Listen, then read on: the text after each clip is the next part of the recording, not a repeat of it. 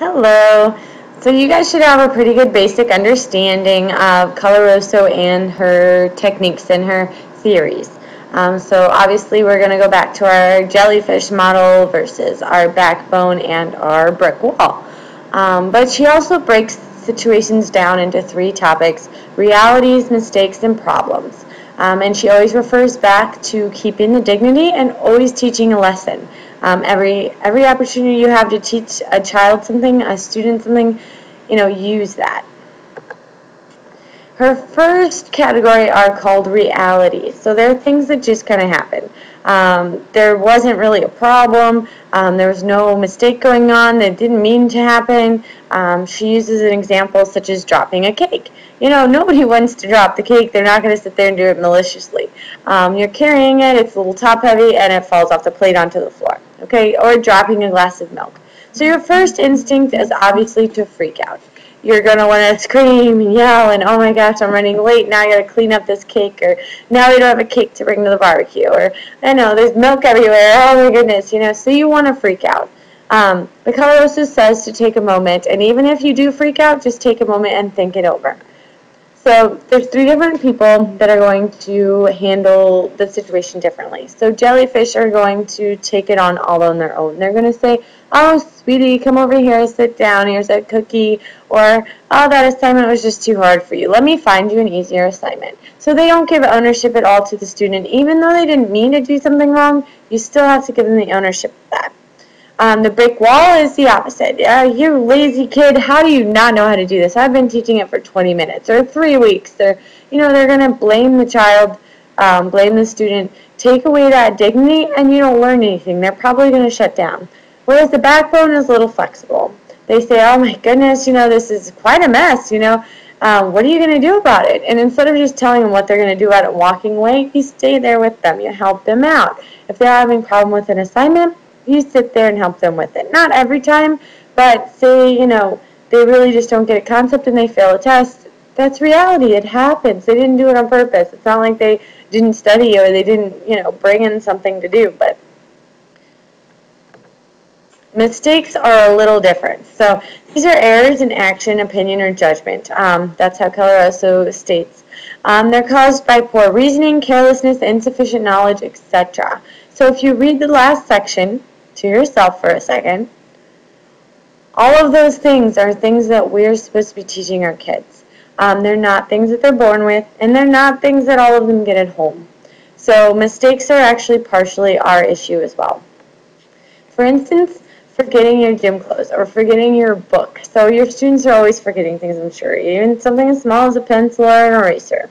They can remember their cell phone, but not their pencil. So your first instinct, according to Coloroso, is to punish them. Oh, you made a mistake, let me punish you. I'm going to wait till you get home. Just wait till I get home, Or the parent that goes to the school and yells at them there. What is that going to accomplish? You're yelling at them in front of their peers, their teachers, their principal. You're in their zone right there. The jellyfish parent or teacher is going to say, oh, it's no big deal. I'll just bring it up there. Try harder next time. They're not going to give any ownership. But then in 2 months, they're going to be doing the same thing. They're not going to be bringing their gym clothes. They're not going to be bringing their books to class. They're not going to be bringing their pencil. The brick wall is going to put the blame on the student. You need to bring your stuff. Why can't you do this? Why? They're going to punish the student for a mistake when everybody else makes mistakes all the time. So then they don't have a way to solve the problem either. The backbone is going to kind of help them come up with options. So what keeps you from remembering to bring your gym clothes? What's happening with your books? Why do you always forget to bring your books? Because you never know what the situation is going to be. So if there is a serious consequence, or if there, something was happening that day in the classroom, or that day at home, or the night before, the teacher is going to help that student out. The parent's going to bring the gym clothes, But if it's a recurring thing, give them what they need, Tell them, hey, you didn't bring them. You need to figure out a way to solve this. Maybe you could borrow them from a friend, or maybe, somebody else could bring you a pair, or maybe you could sit at a gym class today. So just give them options or help them with the options and see what they come up with. Here's a little clip, just a good way. Coloroso has a lot of good videos, but this is the way she says to deal with that freak out moment. This parenting tip is brought to you by Family Services Ontario. We've all lost it. Anybody who doesn't have to listen to this piece, I'll break your arm, I'll wring your neck, you're never ever going to the grocery store with me ever again. And you say, well, that's passion, yeah, but it's not something you'd ever want anybody repeating or showing you over again. Or you're grounded for 6 months. If you've ever lost it like that, you can pull yourself back and say, kids, I've lost it. Give me a few moments, take some time out to calm down and come up with something that makes a bit more sense. And I will. You've just done two things. You've said, when I make a mistake, I'm going to own it and fix it. And you have modeled for children that when they make a mistake, all is not lost. They can own it and fix it.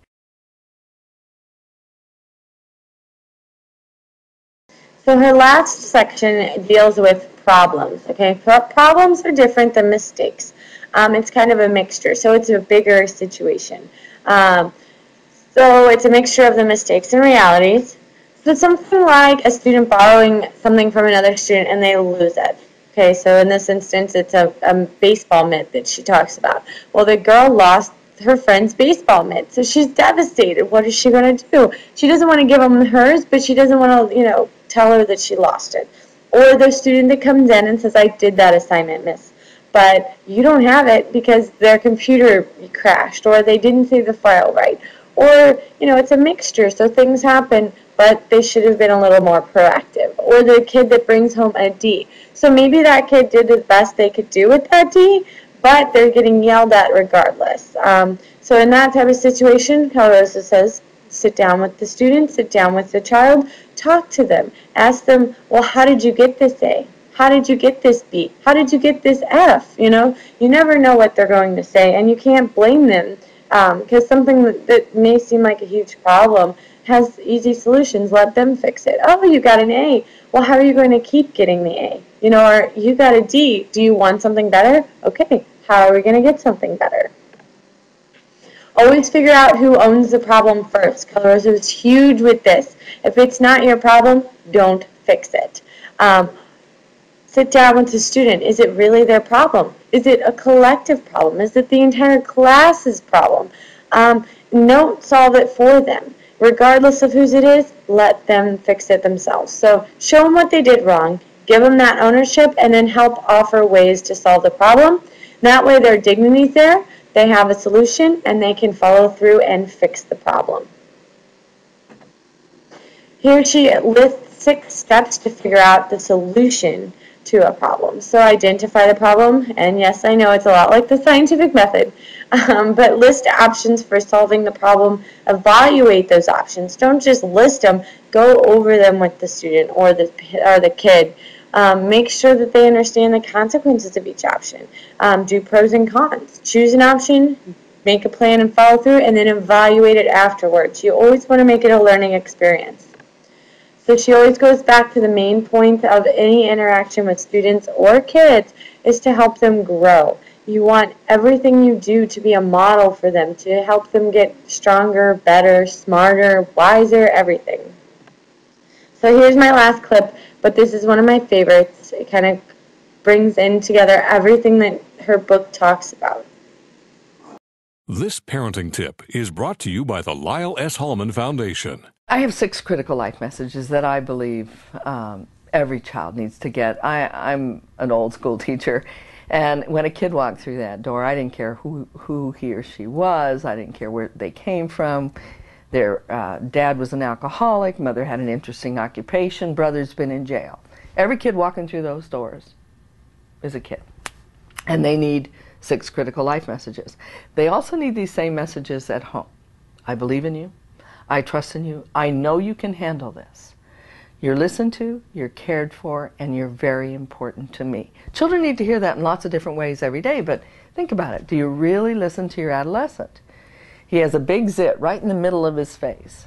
And we could say, oh, don't worry, I had 30 when I was your age. That's not listening. Nor is, if you hadn't eaten the French fries and the chocolate, you wouldn't have that zit. No, you put your arm around a kid and say, that's a bummer. I remember what it's like to have a zit right here. Feels like your whole face is aglow. Let's see if we can't get something to cover it up and to clear it up, which says to a kid, I hear you, which in turn says you're worth it. So any opportunity at any age that we can give to children every day to say, you know, I believe in you, I trust in you, I know you can handle this, you are listened to, cared for, and very important to me.